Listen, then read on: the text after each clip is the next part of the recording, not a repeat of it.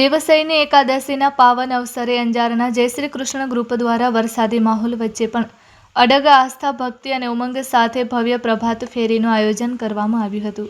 વહેલી સવારે મોટી સંખ્યામાં હરિભક્તો ઉત્સાહભેર જોડાયા હતા અને હરિનામ સંકીર્તન સાથે પ્રભાત ફેરીનો પ્રારંભ થયો હતો.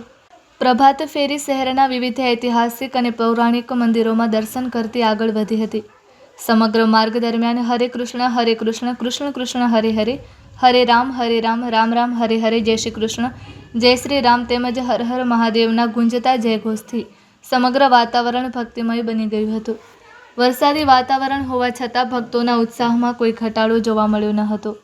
દેવસૈની એકાદશીથી ચાતુર્માસનો પ્રારંભ થતો હોવાથી ભગવાન શ્રી હરિ વિષ્ણુની વિશેષ પૂજા અર્ચના કરવામાં આવી હતી.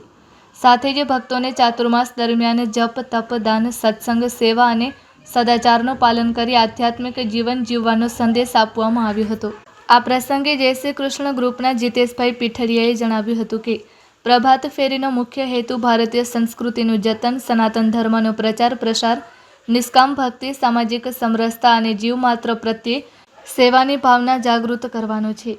યુવા પેઢી ધર્મ અને સંસ્કૃતિ સાથે જોડાય તથા સમાજમાં સકારાત્મક સંસ્કારોનું સિંચન થાય તે માટે આવા કાર્યક્રમો અત્યંત જરૂરી છે. પ્રભાત ફેરીમાં મહિલાઓ, યુવાનો, વડીલો તેમજ બાળકોએ પણ ઉત્સાહપૂર્વક ભાગ લીધો હતો.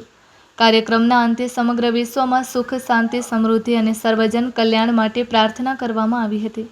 જય શ્રી કૃષ્ણ ગ્રુપ દ્વારા દર એકાદશીના પવિત્ર દિવસે નિયમિત રીતે યોજાતી પ્રભાત ફેરી અંજારમાં ધાર્મિક જાગૃતિ, ભારતીય સંસ્કૃતિના સંવર્ધન અને સેવાભાવના પ્રસારનું પ્રેરણાદાયી કાર્ય બની રહી છે.